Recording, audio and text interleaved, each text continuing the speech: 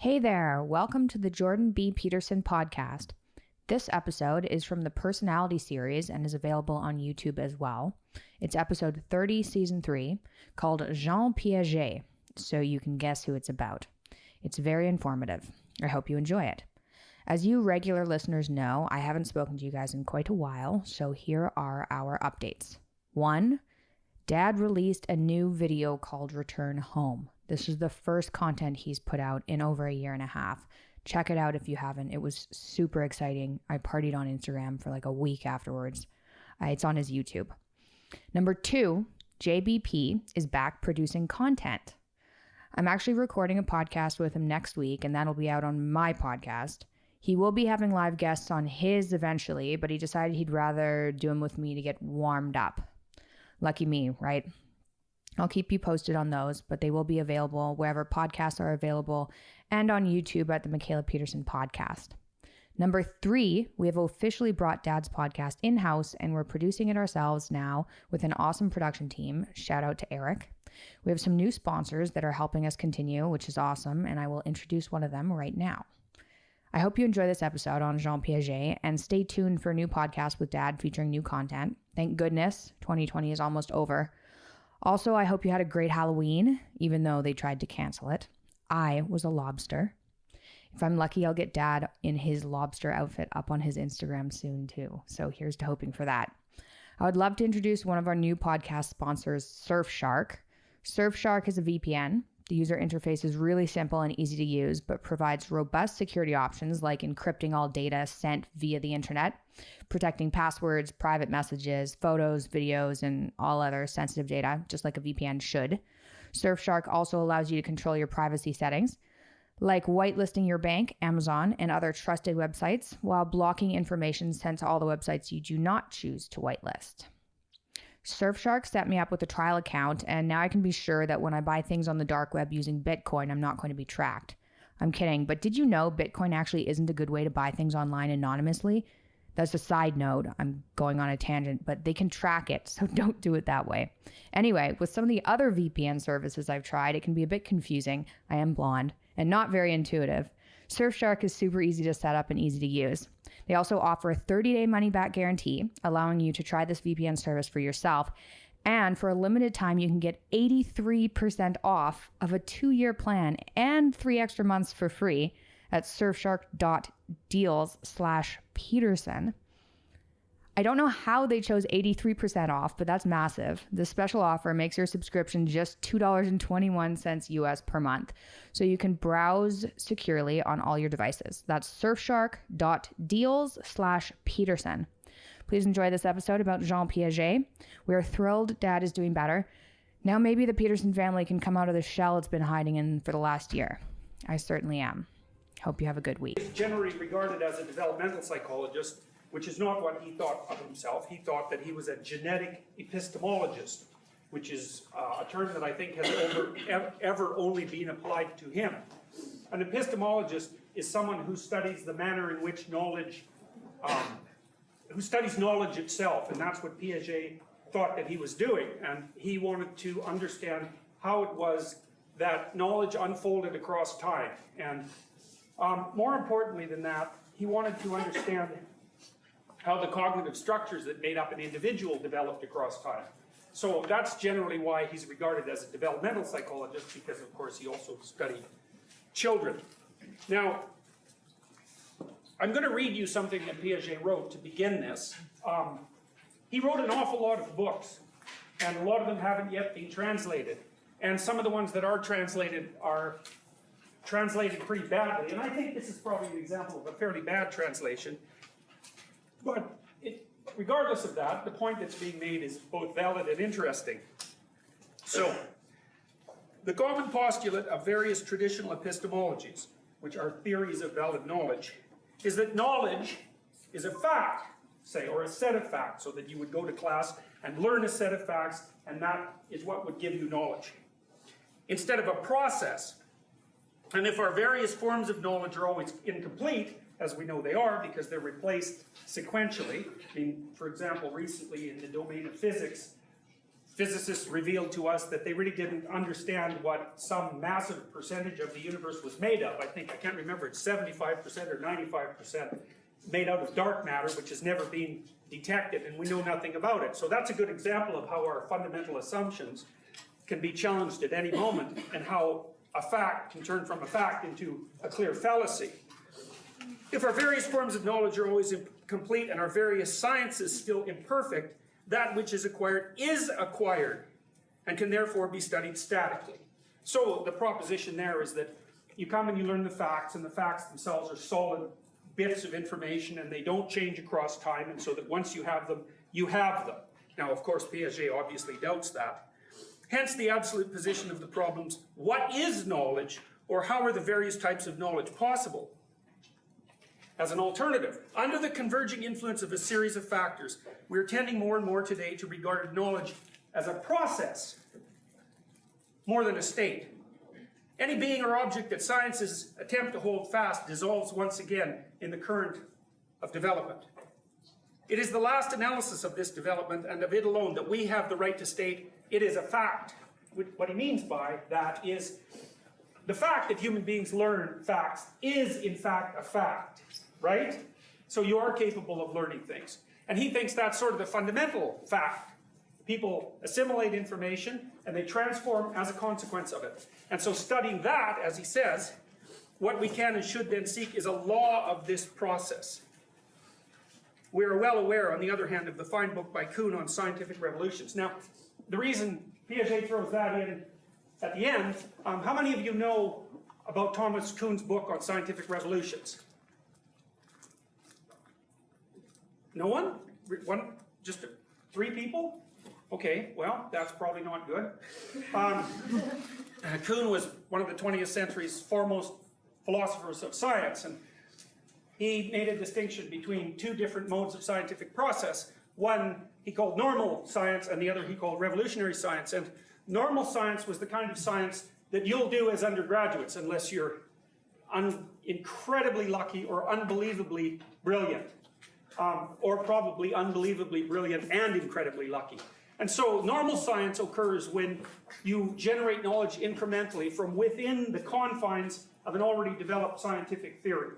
So a normal science would be, say, the application of big 5 models of personality to the prediction of some other variable, like, say, relationship success. You're going to uncover something new, but it's not going to shake the foundations of knowledge itself. Now, Kuhn observed that from time to time, there were discoveries that were made that shook the foundation of knowledge itself. There's some well-known revolutions in science. So the Newtonian revolution was a revolution in science. Einstein's work produced another revolution in science. Darwin's work, Mendel's work. Those are the revolutionary transformations of thought that people often consider. Did I say Darwin? I certainly should have said Darwin, because his was probably the most revolutionary of all. Now, the reason that I wanted to tell you that, and the reason I kept it in here, even though it seems like a funny little additional statement pinned to the end of Piaget's quotation, is that Kuhn observed that science seemed to progress in accordance with the same mechanisms that Piaget observed that the knowledge of children appeared to progress. Now, one of the things that you'll learn about Piaget, which is generally all you learn if you learn about Piaget, is his idea that children go through sequential stages of development, and usually people have you memorize those stages. I should let you know that Piaget really didn't care that much about those stages and when they occurred and how they could be sped up and exactly what they were. He was much more interested in deep philosophical questions, and that element of his work generally goes unrecognized by the North American psychologists who purport to understand what he had to say. Now, because he wrote dozens of books, some of which are not yet translated, it's not surprising that people come away with a partial view of Piaget. When you're that prolific, he was so damn smart. He was offered the curatorship of a museum when he was 10, because he'd published a scientific paper on, I think it was on snails, but his parents requested that he turn it down. So, you know, Piaget was a major genius, and if someone puts their mind, like that, puts their mind to work for an entire lifetime, and he lived to be an old man, they can produce an awful lot of intellectual material, and it's not necessary, especially if it can't be summarized easily as a single, you know, coherent theory that you could memorize in one page. It's pretty hard for people to keep up. So it's not surprising that his thought gets reduced to, you know, a set of axioms in a sense, but the devil's often in the detail with great thinkers, and what that means is that to really understand what they had to say, you actually have to read them, because a lot of the information is at the sentence level of analysis and not at the summary level of analysis. You know, if you're really smart, it's not that easy to summarize what you have to say, because most of what you have to say is in fact informative, so you can't just throw it away. It's hard to compress it. So anyways, this initial paragraph opens up the world of constructivism to you. Now, the constructivists are interesting people, because you know, you often hear people ask, is it genetic or environmental? Which is, it's not a good question, because it's a false dichotomy. The genes formulate structures in accordance with environmental demand right from the beginning of the organism's emergence. And so there's a constant interplay between the environment and genetics. But the environment isn't also just a thing that's out there that's like made out of lions and tigers and moose and buildings and, you know, the sky. It's an information field. And the constructivists point out rightly that partly what you're doing when you're operating in the world is interacting with this field of information and incorporating its structure into the structure of your mind and body, which is how you adapt. So you could say in some sense that you're built out of information and matter. That's a good way of thinking about it.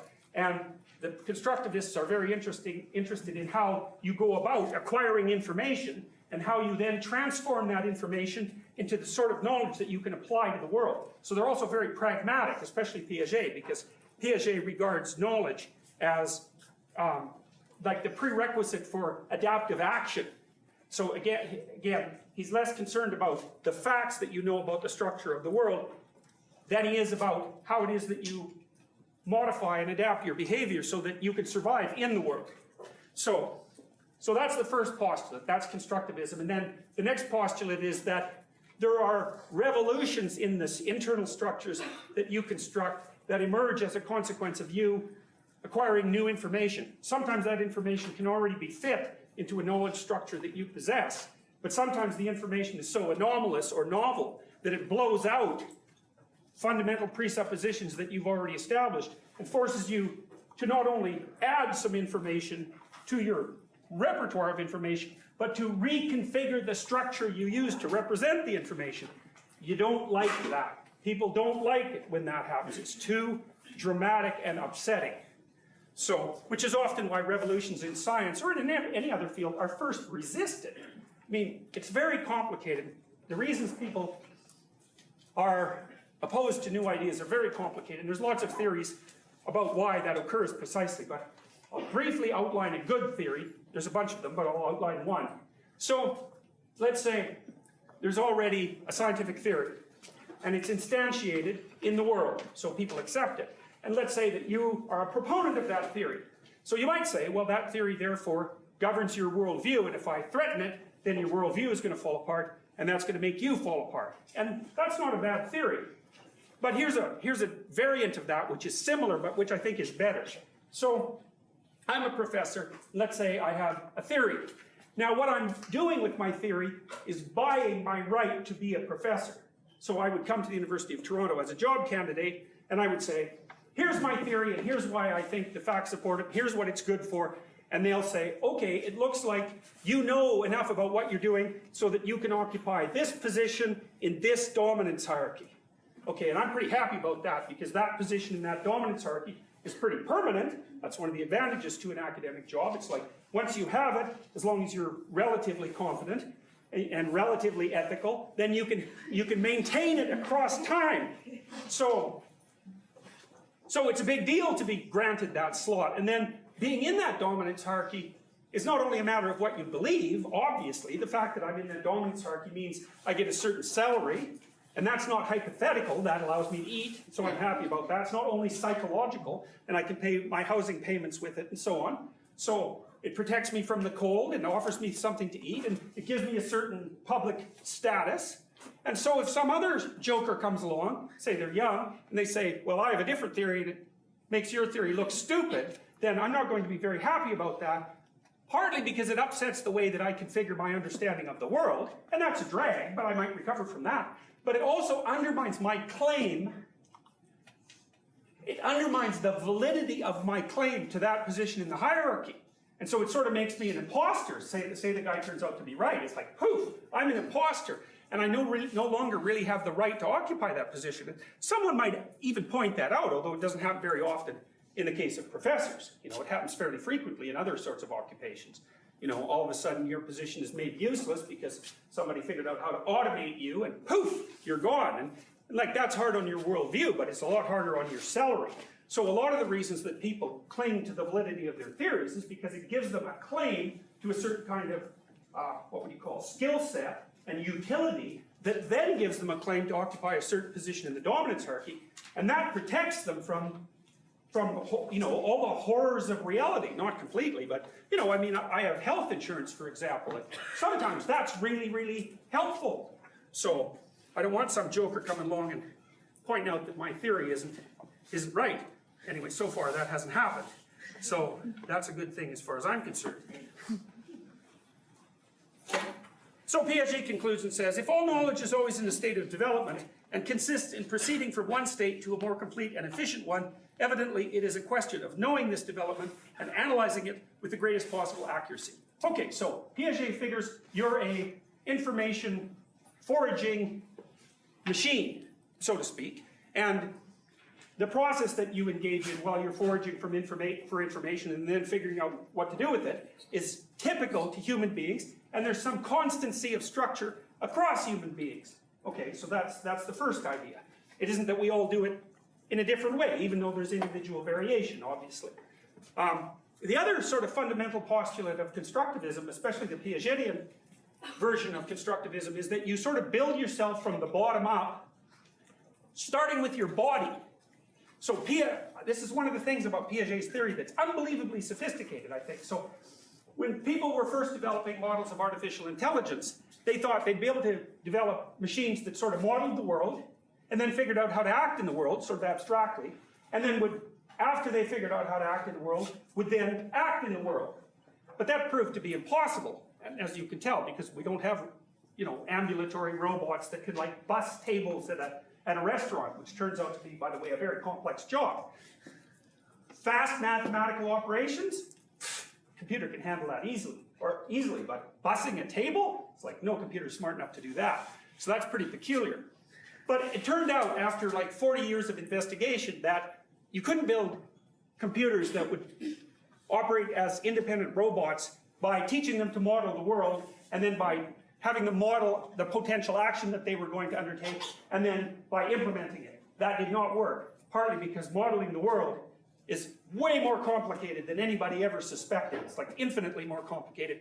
And so some robotics engineers, such as Rodney Brooks, who worked at MIT, started building robots from the bottom up. He made these little mindless robots that really didn't even have a central processor that were action-oriented. So like the first things he built were these little insect-like things that could skitter away from light. That's all they could do. You turn on a light, poof, they'd go find some dark. And it's as if, so imagine the world to that robot was a binary place. It was either a light place or a dark place. And then you might say, well, what did light or dark mean to this little robot? And then you have to ask yourself, well, what does meaning mean? And that's a very good question. It's one that Piaget answers. Meaning means, to that little robot, move to a different place. So light to that robot meant move to a different place. So what the robot, in a sense, was doing was transforming one form of information, light versus dark, into another form, which was skitter away. And so I love that, because it's not easy to understand what meaning means until you relate it to the body. And so Piaget's fundamental proposition is that the elements of your understanding are not perceptual abstractions. In fact, there's even elements of understanding that underlie your perceptual abstractions that are more fundamental. And what those are, essentially, are sensory motor skills, things you do with your body. It's a lovely idea. It's extremely profound. And I think it's absolutely correct. It does wreak havoc with the idea of disembodied intelligence, however, because for Piaget, and also for Rodney Brooks, who is responsible, by the way, just so you know, some of you have seen Big Dog. Have you seen Big Dog? Look up DARPA, D-A-R-P-A. How many of you have seen Big Dog? How many of you are terrified by Big Dog? Yes. Big Dog is this robot that's being developed by the US Army that is about this big, and it's four-legged. It's got a head. And it can run like faster than you. And it can run in snow, and it can run on ice, and it can run up hills. And if you kick it, it balances and stands back up. And hypothetically, it's going to be used to transport like the heavy things that soldiers have to carry. But, you know, don't believe that. That's a stupid idea. Once these things can ambulate by themselves, and they can already follow each other because now they have visual systems, arming them is going to be a very simple matter. And so the probability that we'll have unbelievably super fast robots that can shoot you in 10 years is, like, to me, as far as I can tell from the development, is absolutely certain. I have a friend who's a computer engineer, and he's a really good one, and he said, you know how in science fiction movies, sometimes when those robots shoot at you, they miss? He said, when the robots shoot at you, not only will they shoot at where you are, but they'll shoot at the 6 places that they calculate you're most likely to dart to, and they will never miss. So that's a lovely thing to think about. So, hopefully that won't come to pass, but it probably will. So here's the sort of thing that Piaget was interested in. These are very fundamental questions. And he was a very deep intellect, so he tried to go right to the bottom of the structures of knowledge to find out what was down there. Upon what does an individual base his judgments? That's a good one. How do you know whether you do A or B, or what the difference is between right and wrong? How is that instantiated in your being? What are your norms? How is it that those norms are validated? What's the interest of such norms for the philosophy of science in general? Which is a question like, well, there's a consensual reality that we all share to some degree, which is why we can communicate, but there's not a one-to-one relationship between that consensual reality and the categories of science. So Piaget was interested in the similarities between our consensual viewpoint and the scientific viewpoint, and the differences. So, for example, people used to hypothetically assume that the world was flat. And you could say, well, the reason they assumed that was because it looks flat when you look at it. So it was an empirical observation. But obviously there were other observations that we managed to produce that indicated that the world wasn't flat, and then our scientific conceptions and our interpersonal consensual norms became divorced from one another. And that's become a really serious problem, say, with branches of science like quantum mechanics, which, you know, they're absolutely, completely incomprehensible from a pragmatic perspective, even to those who formulate them mathematically.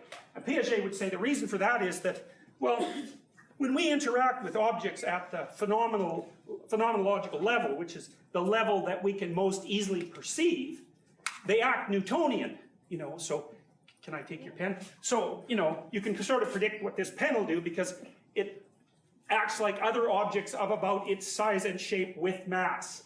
And so your understanding of this is actually based upon your knowledge of what will happen if you manipulate this thing with your body. You know, it's solid. You'd be very surprised if you could, like, put your fingers through this pen. You'd be surprised if it broke because you expect a certain hardness. You do expect it to write, although pens often don't. You expect it to be pointy. You know that you can take it apart into many objects, even though, like, you could ask, how many objects is this? Well, it's one pen, right? But you could take it apart, you know, and now it's 2 objects, and then you can see that there's other objects in here, and sometimes you can put it back together and it'll still work. And so,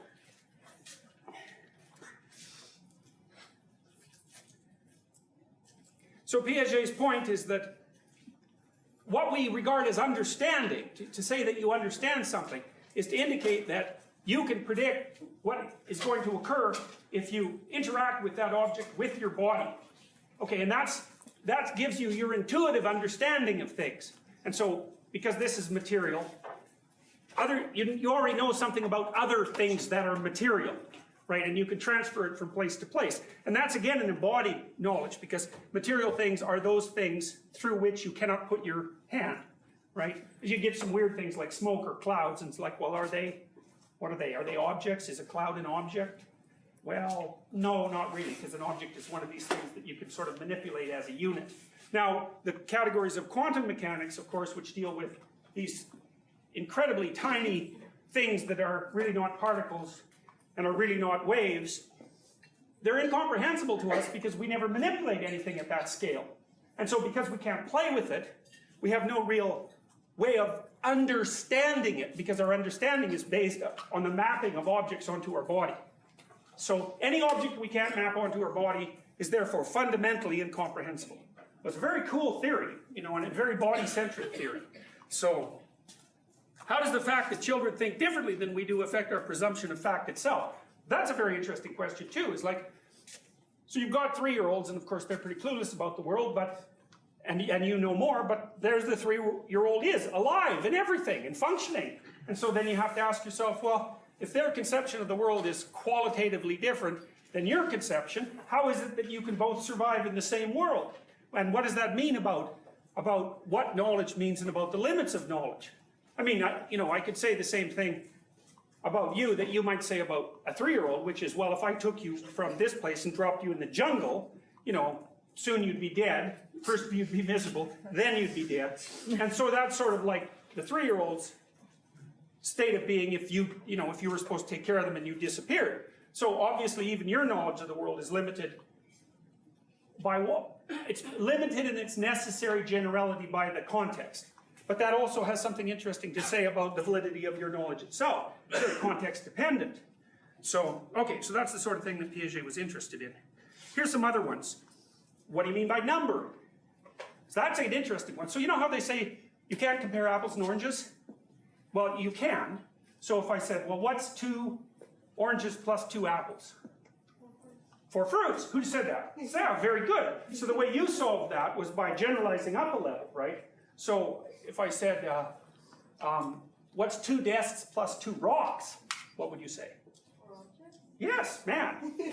You're very good at this particular stuff. That's an IQ. Those are IQ questions, by the way. So if you didn't get them now, you could feel disappointed and depressed. So if you got them, well, then you can pat yourself on the back. So that's good, yeah. So number is a funny thing because, well, as I pointed out with the pen, well, 1 can become many very rapidly, and many can become 1. And, well, the whole idea of number is extremely difficult to understand, you know.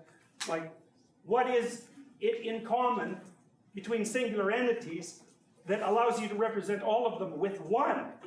Well, animals don't do that. They can in a sense. They can sort of intuit 3 or 4, which is about all we can intuit too. But once we get the nomenclature done properly, man, we can use numbers like crazy. And then they enable us to manipulate reality like mad. So whatever it is we're extracting from the commonality between objects seems to be something that gives us incredible power. So that's a problem. What do you mean by space? Since we know, for example, from Einstein's work that, you know, space is not an absolute in any sense. It is at the speeds we move. So what do you mean by time and speed? When is an object permanent and when isn't it? And when do you learn that? What does it mean that an object is the same across time? That's a good one. So, you know, I don't know if there's a single molecule in your body that was there, you know, 5 months ago, 6 months ago. There's some, I don't remember what the turnover duration is, but it's fairly quick. So it's weird, eh? Because there you are, and you were there 2 years ago, but none of your constituent elements are the same. So how is it that you can be the same? Now, the physicist Schrödinger, of the Schrödinger's cat fame, solved that by claiming that you were a dissipative structure. It's a very interesting way. That's what he thought life was, dissipative structures. A dissipative structure is the same as a, you know, when you pull up you call that at the bottom of the sink? Stopper. I think so, stopper. If your sink is full of water and you pull up the stopper, you know you get a whirlpool, right? And all the water spins as it goes down the drain hole. And you'll notice that whirlpool looks sort of the same across time, even though obviously the water molecules that make it up are different. He called that a dissipative structure. It was a pattern that maintained itself in spite of the movement of matter through it. And that's what you are, by the way. So it requires energy to keep a dissipative structure intact. But you take in energy, so thanks to the sun. What do you mean by chance?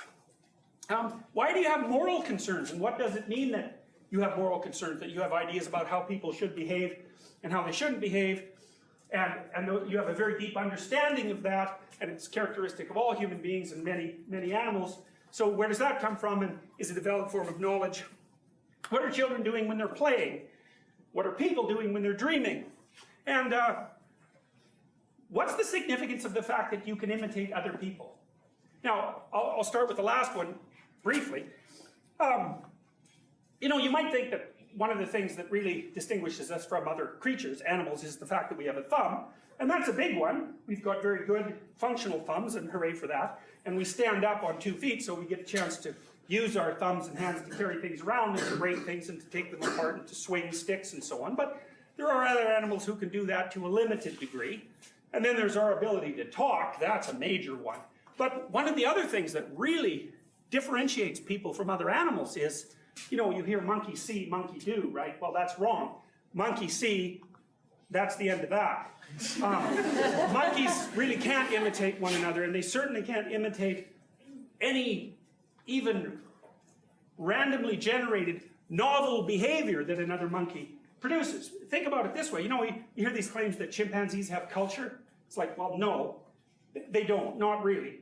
And the reason for that, it's easy to figure out that they don't have culture. I mean, let's say chimps have been around, roughly speaking, for 15 million years, which is not a bad estimate because we diverged from them about 7 million years ago, and the evidence is pretty clear that the thing that we diverged from looked a lot more like a chimp than it looked like us. So like we've been booting it ahead madly, developing like mad, and the chimps have been laying back and eating leaves. You know, so do they have a culture? Well, they've had 15 million years. You know, they haven't even built a hut yet.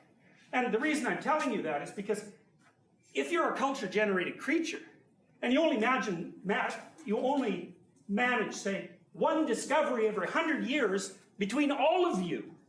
If you have 15 million years to get your act together, that's a lot of 100-year segments. And so even if the chimpanzee was building culture at the rate of 0.0001% a year, if you compound that over 15 million years, you have the Empire State Building. And there aren't Empire State Buildings that chimpanzees are living in, and so therefore they don't have culture. Now, they might be able to recognize their peers in the dominance hierarchy. They can do that. And they can use, maybe they can use simple tools. But the tools they use seem to be dependent on the environment that they inhabit. You know, because some people say, well, some chimps use one tool and some chimps use another. But, you know, if you're going to live in a rocky place, then you might use rocks. And if you're going to live in a place that has sticks, you might use sticks. But that's not because you're different. It's because the environment's different. So, anyways, chimps can't imitate one another very much. But humans, man, we're ridiculous. Like, we're so imitative, it's absolutely crazy. You know, and that's so cool because what it means is that once you get a pattern of behavior, you whip up a new pattern of behavior, I can watch you and I can just instantiate it in my own body, you know, maybe a bit awkwardly to begin with, although maybe sometimes better than you can, and bang, I've got that. And so we're always looking around at each other, seeing what we're up to, and as soon as we see someone who's up to something interesting, then we can do the same thing. Children do that because they imitate, right? But they're even better at it, man. They generalize across instances of imitation. So for example, remember when you're a kid, and you're playing, maybe you're playing house, and you're the mom, or maybe you're, I don't know, maybe you're the house cat, because children will certainly do that. And so let's say the child is being the house cat, so he or she is down on, you know, all fours, zooming around like a cat, maybe meowing and, you know, rubbing up against their mother's leg and looking for a milk in the bowl. And they're not exactly imitating their cat. Because if they were exactly imitating their cat, they would be moving exactly the same way the cat moved. But no, they're not. What they're doing is they've observed the cat across a wide variety of environments. They've abstracted what constitutes generalized cat behavior from all of those instances, and then they can instantiate the spirit of the cat, which is sort of the movements that make up catness. And then you, because you're so smart, you can watch them zooming around on the ground, and despite the fact that they don't have a tail or ears or fur, you're going to figure out pretty quick that that is now a cat. And children do the same thing with their parents. Like if they're playing house and they imitate their father, you know, they may, to some degree, try to imitate the sound of his voice, and maybe even use a couple of his favorite phrases. But basically what they're doing is trying to act like a father rather than imitating their father. So it's like, it's meta-imitation, right? So I watch you, I watch you, I watch you, I watch you. There's commonalities across all those instances. I extract the commonalities, I embody it, and then when I play, that's what I'm doing. I'm figuring out how to embody the commonalities across multiple exposures. And you're doing that when you're like 3. You're so smart. And then even if you're asleep, you're doing it, because you're doing it in your dreams. And so human beings do that, no other animals do. So when you're thinking about the ways that we're weird, you want to put imitation way up there on the list, because you can, you know, think about deaf people, like congenitally deaf people. They don't have much access to language, you know, say they don't learn sign language, because that used to happen in the past. It's like they can still wander around in the world and fit in. Well, why? Well, because they're so good at imitating, you know. They get all the nonverbal stuff, and that's a lot. So language is, you know, great and all that. Language actually enables you to imitate across space and time. That's what it's for. Because, you know, maybe you whip up a new action, and then you write it down in words, and then you send it to someone, and those are instructions, by the way, because that's what instructions are. You send that to someone, and then they read your code for behavior, and then they act it out. And so language enables you to move imitation across space and time. And that's a really good way of conceptualizing language, because it's a Piagetian way, because sometimes we might think that language is there to describe the world, you know, in a scientific sense. George Kelly kind of thinks that human beings are sort of like natural scientists. But natural scientists are much more concerned with what is than with how to act. So Kelly's wrong. What human beings are more like is natural engineers, because we're always, you know, zooming around trying to figure out how to fiddle with things, much more than what they are. And as I mentioned to you earlier, a pragmatist would say, well, it's an artificial distinction, because things are what they are when you fiddle with them. That's in fact what they are. So that's pretty smart. Piaget also says, this is part of the constructivist notion, because constructivism is a philosophical school. He says, knowledge does not begin in the I, and it does not begin in the object. It begins in the interactions. There's a reciprocal and simultaneous construction of the subject on the one hand and the object on the other. There is no structure apart from construction, either abstract or genetic. I really like that. I showed you some of the symbolic categories in a couple of, you know, previous lectures, and I mentioned, for example, that one of the symbolic categories is the Great Father, and the Great Father kind of stands for cultural structure, whereas the Great Mother stands for novelty and sometimes the terrifying. Anyways, back to the Great Father. There's a precondition in constructivism that there has to be 3 things that exist, and they map right onto that symbolic structure. One is culture. So when you look at something, or really when any creature looks at something, there's an inbuilt structure that characterizes the creature, some of which would be biological, built in, and some of which would be acquired, that they must have in order to structure their perceptions of what they're looking at. So you don't come to the situation blank. You know, for example, you have 2 eyes, so you're going to have stereo vision most of the time. You know, and you have 5 senses, and they're the same senses. And there's more than that. You have snake detection circuits, for example, so you're sort of primed to respond to a certain class of predators. And you like sweet tastes and sour tastes, but you don't really like bitter tastes, and so on and so forth. Like, right from the beginning, you bring a landscape of interpretive structures in order to frame and simplify the world that you are exposed to. Now, the world itself is this sort of amorphous thing. It's amorphous because it's so multidimensional and complex. There's so much of it. It's like a fog that contains everything. And so unless you can frame that and simplify it and narrow it, it's very difficult for you to understand and interact with it at all. I mean, you know, you just can't deal with everything at once. It's hard enough to deal with one little thing at a time. And this internal structure is partly what enables you to deal with one little thing at a time. And then, so there's you, and there's the source of all information. There's the structure of you and the source of all information. And then there's the process that's you. And the process that's you is you using your appendages, fundamentally, and your senses to interact with things and to make them manifest new properties, right? And so those are properties that they might not manifest without you there. And it's very difficult for you to tell when you're interacting with the world, even at a perceptual level, how much what you observe wouldn't be there if you weren't there. Now, because one of the big philosophical questions is, well, what's there when you're not there? And that is a much more complicated question than you might imagine. The Taoists would say, well, what's there is so much an amalgam of everything at once that it might as well be nothing at all. And it's sort of I can give you a way of understanding that. So let's say you took every symphony that was ever written, recorded, and then you took all those recordings together and you laid one on top of the other. And you'd say, well, now I've got like every symphony at once on a tape, and then you played the tape. What would it sound like? It would sound like white noise. It would sound like shh. And so you could say white noise is functionally equivalent to every single symphony that's ever been written, every piece of music that's ever been written, all being played at once. Well, so what? So and the Taoists would also say, you have to remember that what something is just as dependent on what it isn't as it is dependent on what it is. So that's a tough one, but it's very, very smart. So the constructivists would certainly agree with that. Now Brunner, who is a constructivist of sorts, put a little twist on Piaget's idea, which I'm going to borrow because I think it makes explaining Piaget easier. At least it makes it easier for me, and since I'm explaining it, that's what we're going to have to go for. Brunner said, we seem to have no other way of describing lived time save in the form of a narrative. Now, the reason I think this is a Piagetian constructivist claim is because Piaget is concerned with knowledge as it emerges from action. And action is clearly represented in narratives, right? Because a narrative is about what the characters are doing. So narrative is the way that we represent information about doing.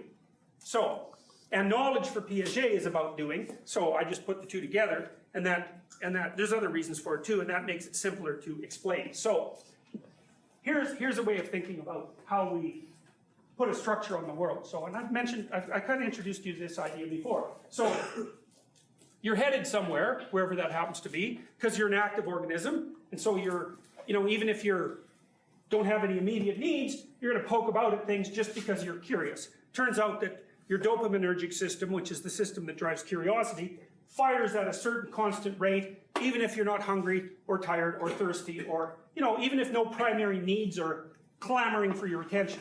So your default comfortable state is mildly curious about everything. And so that's part of what makes you an information forager, because when you have nothing better to do, so to speak, you'll just poke around and see what happens, because you never know that knowledge might come in useful in the future. So anyways, you're always going from point A to point B because you're active. And the way you get from point A to point B, even if point B is an abstraction, because it often is, I'm going towards a better future. Well, that's kind of a weird abstraction. How are you going to get there? Well, you can be sure that at the base it's going to involve movement, right? Because to get to that future, there's movements you're going to have to make. So, start with an abstract philosophical concept. I want to be a good person. Well, you might debate forever about what the good means, right? It's the sort of philosophical conundrum that you can fall into because you can think in abstractions. And then you might think of it as a property of the world, and it's something that's subject to eternal debate, which is exactly what's happened in the history of mankind. But there's another way of looking at it that's actually probably more accurate, and I would say also more useful. And this is the way. It's like, so you're going to try to be a good person. Well, the Piagetian view would be being a good person. It's not a state of mind. What it is an abstraction that represents, well, first, other associated abstractions, because we could say, well, being a good person is a multidimensional problem, right?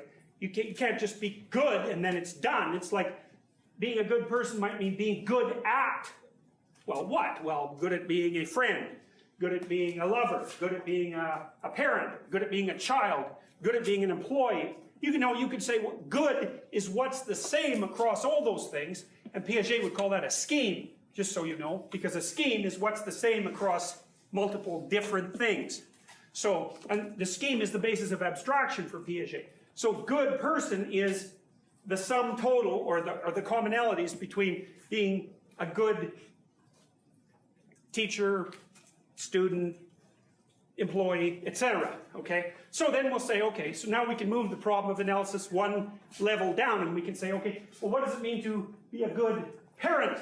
And then you'd say, well, maybe you have to have a good job, because, otherwise you and your child starve, but we'll forget about that one for a moment. And then you might say, well, you have to do a good job of taking care of your family. Okay, so you notice we're zeroing in on an element of the good here. And it's still an abstraction. Care for your family, that's an abstraction.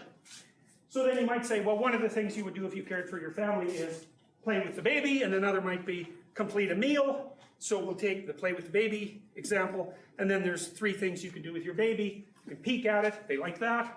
That's object permanence, eh? There's nothing more thrilling to a baby than discovering that you're still there when you disappear. Like a baby, you can amuse a baby for hours with that discovery, because it's by no means self-evident to the baby. That's a Piagetian notion. They lack object permanence. So as far as they're concerned, it's a hell of a shock when you disappear, because they were just appreciating you being there, and then they're just as shocked when you reappear. And it's so interesting to watch them, because when a baby gets startled, like when you get startled, you might go like that. If you're really startled, a baby, it's like its whole body is startled, right? It makes a weird face, and it moves its arms and its legs, and then it takes it like 5 seconds to recover. They really have a startle reflex. So, and they'll often laugh. I'm sure you've seen the laughing babies on YouTube, because of course there's like 2 billion views of laughing babies, which is a good thing. It shows that we like babies.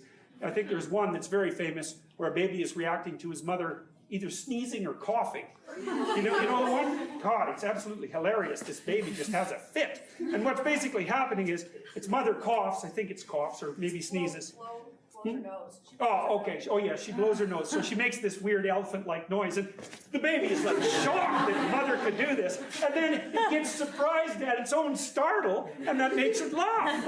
And so that's a really interesting phenomenon from a Piagetian perspective, because one of the things that Piaget noticed that children did, because they could imitate, was imitate themselves. That's how they got to know who they were. So, for example, if a child would accidentally knock that off when they're eating, well, that's a hell of a thing to discover.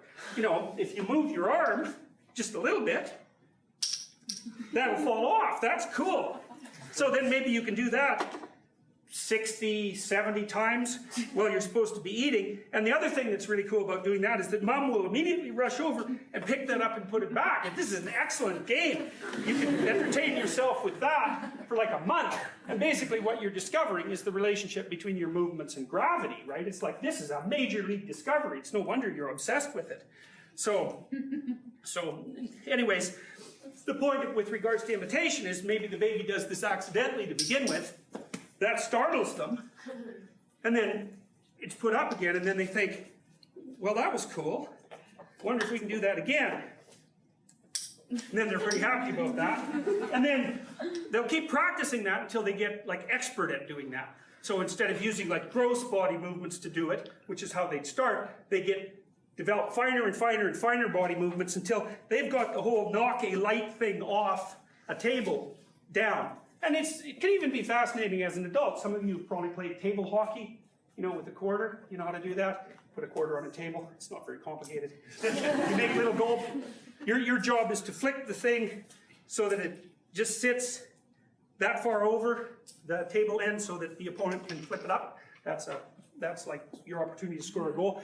My point is, playing with how things move in relationship to friction and gravity is so engrossing to human beings that you can even make a game out of it if you're, a relatively bored and stupid adult. So, I played that game all the time with my son, by the way, so I put myself in that category as well. Now, what the child is doing is, it'll accidentally, in some ways, bumble into something interesting. And then it recognizes that it's interesting in a sense because that's a reflex action on its part. And then once it recognizes that it's had that reflex action, which is kind of, it's pleasurable as long as it's not too intense, it's at least interesting, then they'll try to imitate what they just did. So part of the way you master yourself is by imitating yourself after you've accidentally done something interesting. It's so smart, so that's a Piagetian notion. So anyways, you're playing with the baby, and you can play peek with the baby. That's a good one. You're teaching it that you're still there even though you went away. And you can tickle the baby, which is best done in moderation, because it's not exactly clear that babies enjoy that. They just laugh when you do that so that you like them and don't throw them out the window when they're being annoying. And then you can clean the baby too, say. Those are elements of the care of a baby. I know that's not very sophisticated, but you know, those are some of the basics. Now the thing that's different about play with baby and tickle baby is that play with baby is an abstraction, whereas tickle baby is an action, right? And so when you're trying to solve the mind-body problem, this is how you solve it. The mind is those abstractions. The body is the actions that those abstractions ground themselves in. So it's not like the mind is attached to the body. It's the mind is a sequence of hierarchically arranged abstractions, the bottom level of which are not abstractions, they're actions. There's a qualitative transformation at the bottom of the hierarchy, at the highest resolution level of the hierarchy. It's action. Now, you can understand Piaget very, very easily if you understand that the way a baby develops as far as Piaget is concerned is from the bottom up. So the baby starts with, it's lying in its crib. It's a useless thing. It's laying there. It can't even focus its eyes. You know, it's just barely getting going. So it's sort of floating in space, trying to figure out what's going on. You know, and it doesn't even know that it has arms, really. It just sort of detects these things off to the side. It'll often bonk itself in the face with its arms, or scratch itself, because you have to cut babies' nails really short, because otherwise they scratch themselves, because their arms are just, you know, wandering around randomly. And the baby sorts of, from a Piagetian perspective, the baby starts to learn what its body is capable of doing. And some of that it just discovers by accident. Now, there's no doubt some natural neurological progression that's going on. So the baby is learning along the paths that babies can learn. But still, from a Piagetian perspective, the baby is doing quite a bit of exploring to facilitate its neurological development. And more complex animals may be doing that in the womb, you know, trying out their legs and so on, so that they can run as soon as they, you know, as soon as they get up. So it's not even obvious that all that sort of thing is reflexive and automatic in an animal that is more active when it's born. So the baby begins by, basically it sort of develops from the middle outward. So what's the baby got when it first pops into the world? Well, it can't see very well, although it can focus at about 12 inches, which conveniently is about the distance that its head is from its mother's eyes if it's breastfeeding. So that's good for social communication. So the mother can gaze at the baby, and the baby can gaze at the mother, and for some reason they both find that fascinating. So baby's also very wired up around the mouth. So it can use its mouth quite a lot, and it can use its tongue. Those come pre-wired. So, and this is kind of a Freudian observation. So at the beginning, the baby really is oral, because that's all that works. Like it can smell too, you know. But its voluntary capacity for action is really centered around its mouth. And you'll notice that babies, or toddlers even, love to put things in their mouth. My son, when he was a kid, he used to go in the backyard. We did feed him, so that wasn't the reason. He'd go in the backyard and pick up acorns and stuff his cheeks with them, just like a chipmunk. And so, you know, then we'd take him up to the bath and we'd have to, like, dig all the acorns out of his cheeks. And he did that for, oh God, way longer than you'd expect any sane child to do it. So, but the reason that he would put things in his mouth, and you think about this, is there's nothing that's a better exploratory organ than your tongue. I mean, check out one of your teeth. Bloody thing feels like it's about this big to your tongue. As you'll notice, if you ever get a tooth removed, it's like the Grand Canyon was just instantiated inside your mouth. And then, of course, your tongue will work like mad of its own accord to investigate every tiny little crevice in that new hole, because your brain wants to know what's your mouth and what isn't, so that if there's something in your mouth that either should or shouldn't be, A, it can tell it from you, and B, it can tell whether or not it's supposed to be there. Turns out to be very important, right? Because, well, there's tooth decay, that's a problem. But, there's also insects and poison and all sorts of other things that you shouldn't put in your mouth. So don't underestimate the degree to which you can zoom around the world like a, Hoover vacuum cleaner and pick up a god-awful amount of information. And of course, you also feed that way, obviously.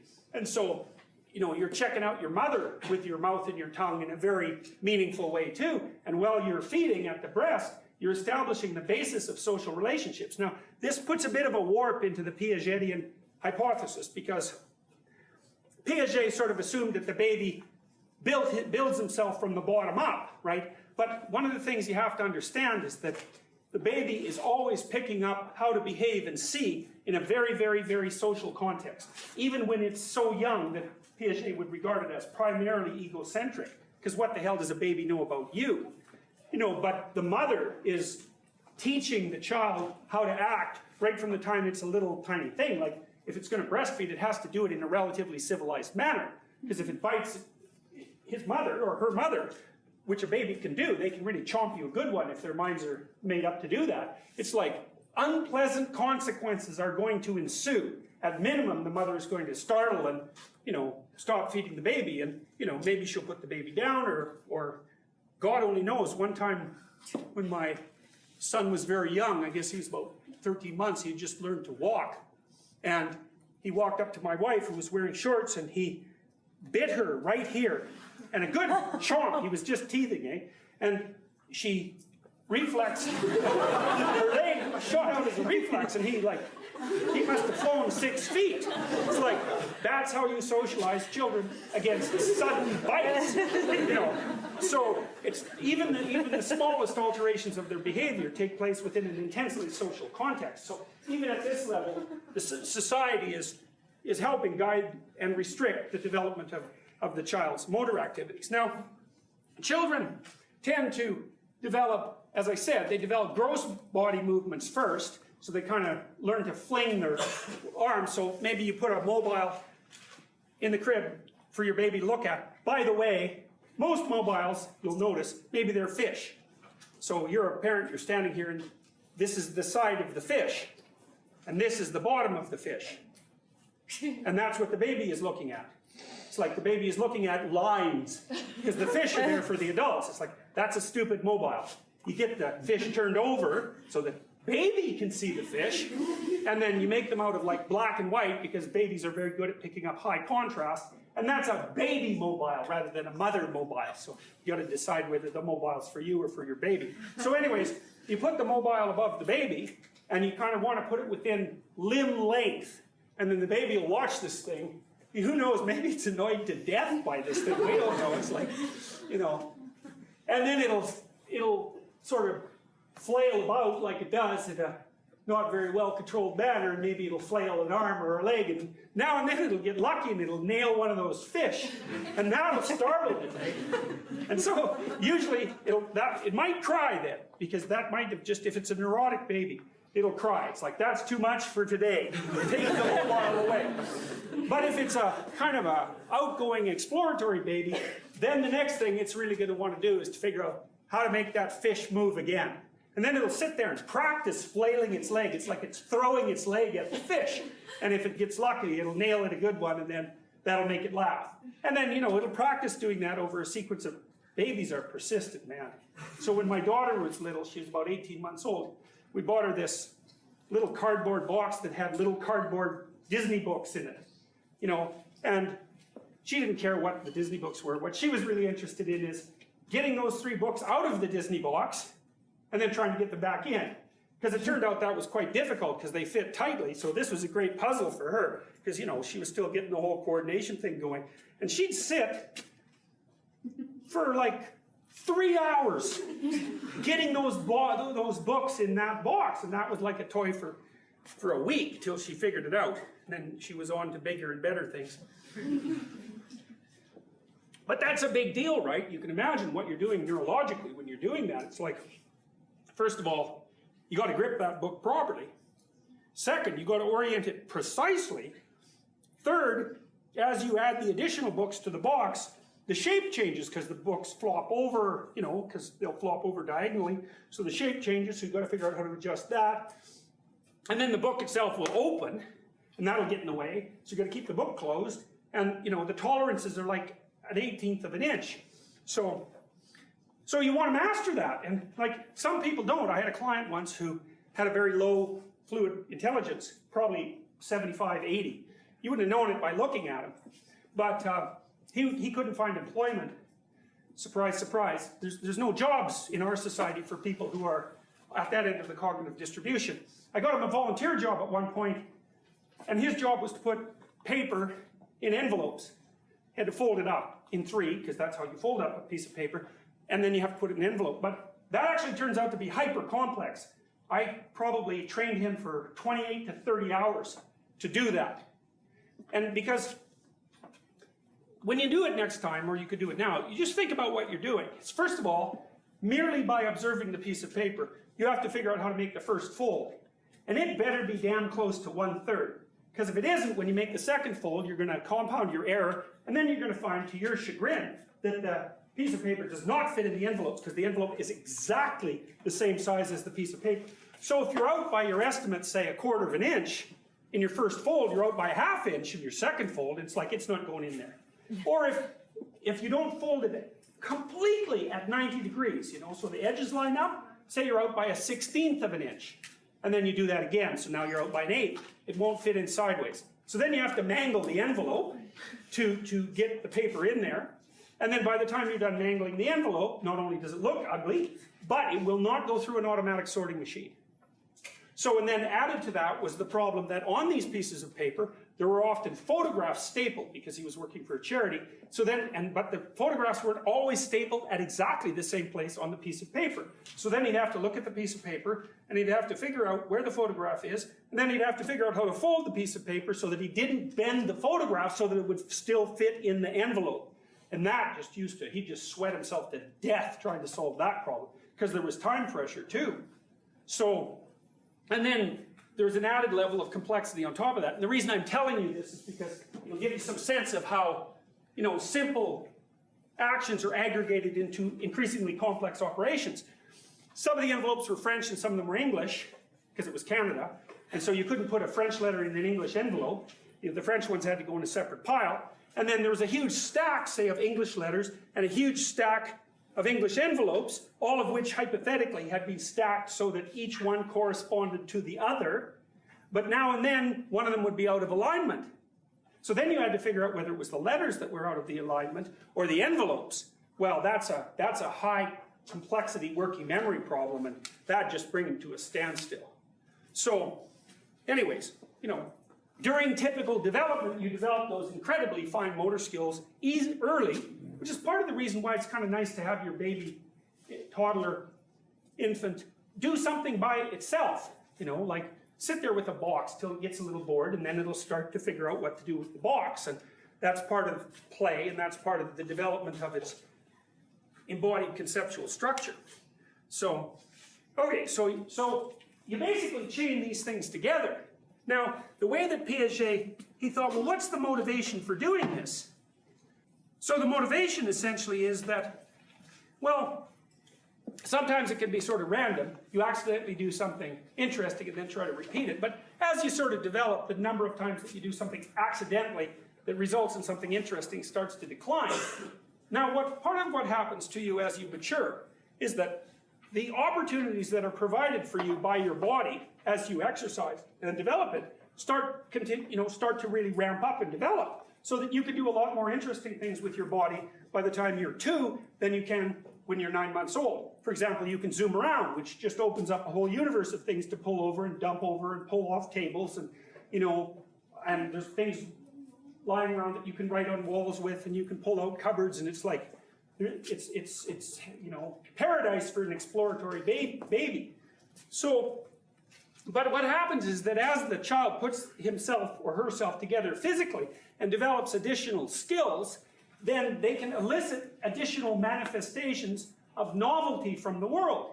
So for example, well, here's a good example. So the child finally manages to get itself upright, which is like a colossal, amazing accomplishment. You know, I mean, first of all, that's hard to do, you know. Like, no, there aren't two-legged creatures in the world except for us, you know. And we're so good at this, you can even Isn't that wonderful? I learned that when I was 2. So, you know, you can do these amazing things with your body, but the child is like trying to put itself together neurologically, and it's a hell of an operation to get this column of bone. It's like jellyfish on a bone, you know, or stacked bones, and you got to get the thing to stand up upright. God, ridiculously difficult. So the child manages that. There's a lot of pain and anguish associated with that, right? Because those little creatures, they just fall down. You know, they got these little short arms, so they're not much good at protecting themselves from impact. They're just bouncing off the walls like mad in the floor when they're trying to learn to walk. Then they finally get themselves upright and totter along and fall and so on. But then, you know, then the world turns into a different place, because all of a sudden now you can stand up underneath a table. That's a fun thing to do for the first time. It's like, whack! So now your new body has taught you something about the world that you did not know. So what Piaget would say is, well, you've got this scheme worked out, which is the standing up scheme.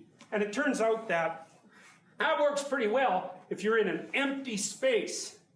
But if you're in an enclosed space with a low ceiling, the whole standing up thing is just not going to produce the results intended. So you stand up and whack yourself, and that's a sign that it's time to update your representational structures.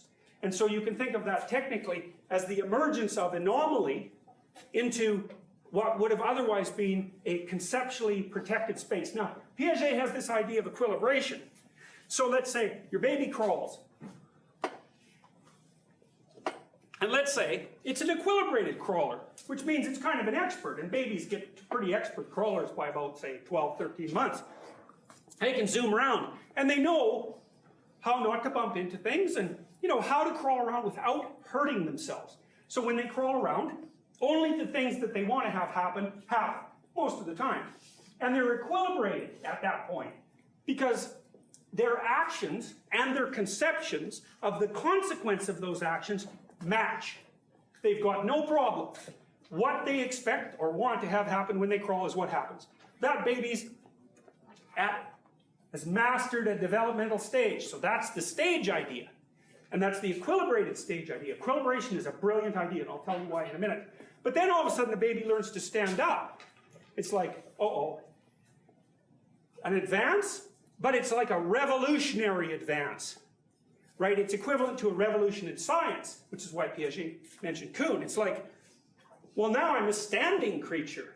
The whole crawling expertise is hardly worth it at all. You know, there's some transfer of knowledge, but the new universe that's made accessible to the baby by its now dawning ability to stand forces it to revolutionize its entire cognitive structure. Now, I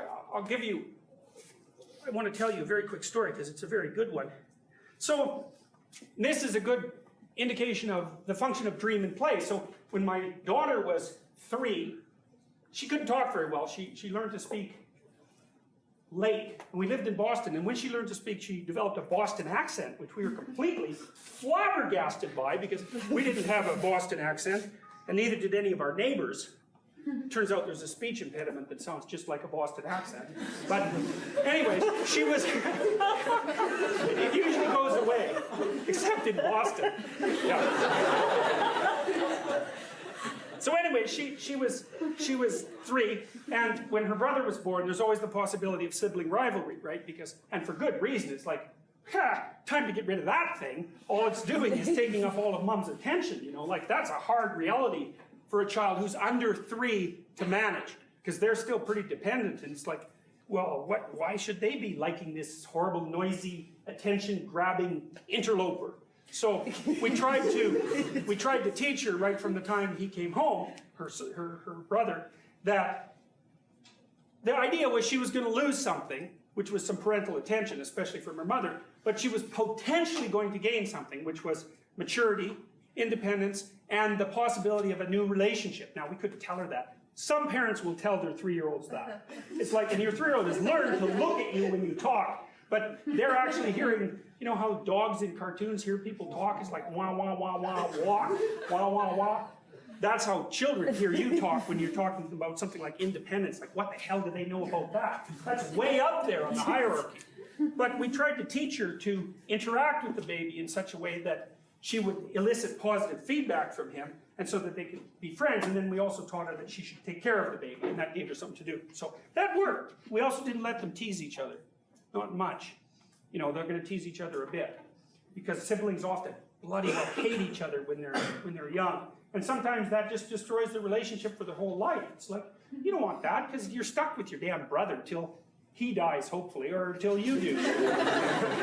So, anyway, so my daughter was taking care of this little guy, and, you know, she used to watch him on the steps and sort of shepherd him around, and she was pretty good at it. And then, one day he started to walk, and she kept talking about her baby, and we told her that, well, he wasn't really a baby anymore. And we didn't realize that this was setting off a cognitive revolution of the Piagetian sort, because, of course, she'd kind of grown attached to this baby, just like mothers do. And mothers sometimes get so attached to their babies that they really don't want them to stop being babies, and so they end up living in their house till they're 55, you know, plotting the destruction of the world. So you don't want to have that happen. So, but it was happening in a microwave with her. It's like, well, there's this baby, and I spent a lot of time getting used to it and figuring out what to do with it. And now it's not a baby anymore. What the hell is it? So she had this amazing dream, and it ties back to the shamanic stuff that I taught you guys about earlier. So this is the dream. She dreamt that the baby crawled into a hole in the backyard. Now, the way the hole got there was that a tree from the park beside us had moved into our backyard, and then it had burned down and left this hole. And then the hole was full of water. And so the baby crawled into the water, and it reduced him to a skeleton, and then there was a bug in the water, and the bug pulled him out, and when he came out, he was a new creature. So it was perfect. Like, she came and told me that, I don't know, like 2 in the morning, in her little 3-year-old voice, and I got it all typed down. It was absolutely spectacular, because it was a straight shamanic dream. Like, the tree burned down, and so that's a transformation motif, and then water is the place of rebirth, and, you know, the kid was dissolved into a skeleton, and the little bug that pulled him out is like a representation of the underlying process that guides transformation. Her little brain was like working like mad trying to figure out continuity over change. That's a tough one, right? Because it's almost like a butterfly emerging from a cocoon. It's a big deal. Baby to toddler, that's a big difference. And, you know, she's supposed to figure out, well, that's the same thing. Well, no, it's not. So underneath her unconscious mind, you know, 3-year-olds are not stupid, even though they can't talk. They've got this brain that's like 3.5 billion years old. It's not stupid. So anyways, now why was I telling you that? There was a specific reason. Oh, well, it's another indication of how, so the transformations of cognitive structure are forced upon a child, at least in part by the development of increasing physical ability, right? Because as you increase in physical ability and capacity, then the world transforms, and then your cognitive processes have to transform to keep up with that, and sometimes that's a radical transformation. So Piaget's fundamental hypothesis is that part of the reason that people are motivated to undergo cognitive transformations and learning per se is because as they mature, they automatically come into contact with anomalous information. Information that they cannot process from within the confines of their current world model.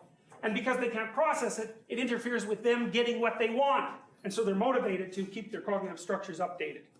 So, and sometimes the revolutions occur at a micro level, and that might be like when you're learning the difference between this and this. You know, it's like, it's a major difference, but it doesn't, you know, disrupt the whole fabric of your conceptual universe. Whereas a divorce might, the baby transforming into a toddler might, puberty does. It's because, like, you just finally got used to your body. You're 12 years old, eh? So you're sort of at the pinnacle of childhood. You're like an adult child. You know what you're doing. And 11 and 12-year-olds are often lovely creatures because they're pretty mature and they've got their act together. And then all of a sudden, bang, sex hormones kick in. It's like, you are no longer the same thing. And neither is anyone you interact with. And so it's like turbulence for 3, 4, 5, 20, 30 years until you sort of sort that out, which you never really do. And so you can see how the physiological transformations that are attendant on development, some biologically predicated and some an emergent consequence of learning, disrupt the cognitive structures that people use to orient themselves in the world, and that some of those disruptions are sort of low-key, equivalent to normal science. That would be assimilation, and some of them much broader, and that's equivalent to accommodation. Assimilation means you learn something new that you can already handle using the constructs and schemas that you have at hand. So maybe you have to pick the thing up like this instead of like this, but you already know this and you know that, so who cares? It's like a little minor alteration. And sometimes, well, no, you have to readapt your whole body in order to handle the next level of complex problem solving. Learning to drive is like that. Learning to ride a bicycle is like that. And you can see that there's sort of there's not really normal versus revolutionary transformations. There's sort of a continuum that map themselves onto that hierarchy I showed you. So if at the very highest levels of resolution it's minor transformations, and up the higher levels of abstraction, you can blow out whole huge chunks of yourself. So it's a continuum. But Piaget and Kuhn sort of conceptualized it as a dichotomy. All right. Oh yes, this is the thing I really want to get at too. It's so brilliant. And so Piaget was concerned about morality, and he's one of the few psychologists I think who he nailed it. This is like the most important thing Piaget discovered, and maybe it's one of the most important things that a psychologist has ever discovered. It's like, how do you become moral? Well, we already mentioned that when you acquire a behavior, you inevitably acquire it in a social context. So what that means is that right from the time you're little and learning things, the demands of society are encoded in the behaviors that you're allowed to manifest.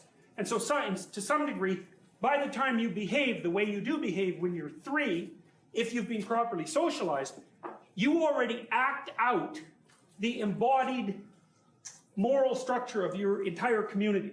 So, when you talk about laws, you say there's a body of laws. And the body of laws used to be the king. So you had to do what the king said. But now the body of laws is an abstract conceptual representation. But those representations are actually semantic representations of allowable and not allowable behavior. And so by the time you're 3, and you're a law-abiding 3-year-old, which means you're well socialized, you're already acting in accordance with the law. The patterns that characterize your being, the behavioral patterns that characterize your being, have already been molded into the patterns that you manifest. And so what that means in some sense is you're already, as Nietzsche would say, an unconscious advocate of your culture, because you're acting it out. Now here's an example of how that can be transformed into actual moral knowledge. So Piaget goes and studies kids playing a game. So here's an example. So there's a bunch of kids, they're standing around the playground, and they're all playing helicopter. Maybe they've just got sticks, and they're all going zzz, when they're flying their helicopters around, and they're all doing this, and maybe they're diving at each other. So what's happened is, each kid wants to have a helicopter, and each kid wants to be a good helicopter pilot, but each kid wants to be a good helicopter pilot in the way that other kids appreciate, well, they're being good helicopter pilots. That's tough, eh? So not only do you have to figure out how to coordinate your behavior, you have to figure out how to coordinate your behavior with other people coordinating their behavior in such a way that the shared activity not only does not come to a stop, but proceeds in an enjoyable way. Jesus, that's really tough. Now, if your kid can play well with other kids, that's what they've managed. Okay, so you got 4 kids doing this. And there's rules. Actually, there's not. There's rituals that the children are embodying that they've agreed upon while they set up the game. They've just sort of bashed the ideas against each other, and they came up with a solution, and you can tell that because the game is continuing and everyone is having fun. It's like, is everyone playing nice? Yes, that's an equilibrated play state. And it's a moral organization because all the children are participating voluntarily towards a shared end. And for Piaget, that was the model of a functional society. That's so smart. So now imagine that a kid comes along, and maybe he's a popular kid, so he has a reasonable chance of getting into this play group. He'll still be rebuffed like 50% of the time. Whereas if he's an unpopular kid, it's like, forget it. They're just not going to let him into the little helicopter circle. And it's probably because he's developmentally delayed, or in some other way, he doesn't understand how he has to configure his behavior so that he can enter this complex, dramatic scene without disrupting it. Or maybe he's one of those kids who says, I don't want to play helicopter, we should play something else. It's like, no, unless you're like a creative genius. That's a really bad idea. So what the popular kids do is they sort of sidle up to the group. Maybe they find a stick because they watch what they're doing, and maybe they find a stick and they sort of start going zzz with the stick, and they're sort of looking to see if that stick helicopter behavior is acceptable to the peers, and maybe, one of their friends sort of notices that they're playing helicopters and they open up the circle and that kid gets to come in and play helicopters. But he might fail at that even if he's popular, because once the little play thing is going, it's like a play, right? It's got a dramatic structure. You can't just come in there and, start playing basketball or something. So now, what Piaget noticed was that when children were playing a game, maybe they were playing marbles, and that's a rough game, because you can win and lose at marbles. And you might say, well, children shouldn't play competitive games. But if you say that, that's a sure sign that you don't know what the hell you're talking about.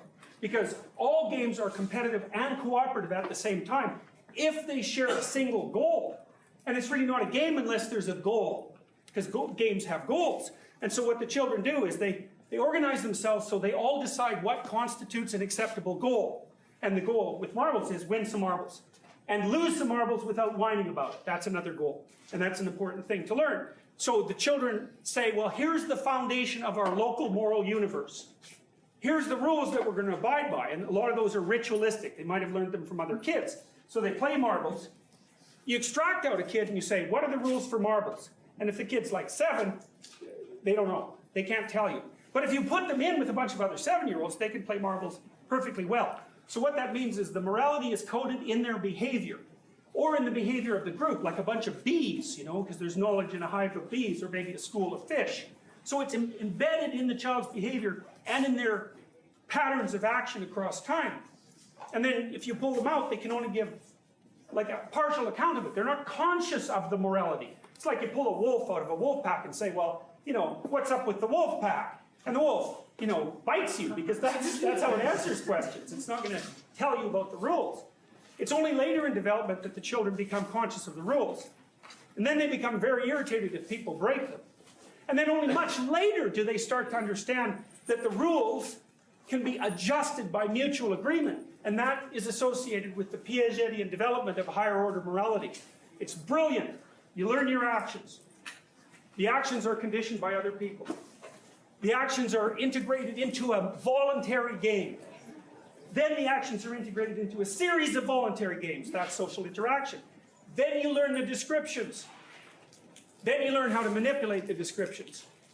Brilliant. Movement up the hierarchy. So that's Piagetian theory in a nutshell. Constructivism in a nutshell. We'll see you on Thursday.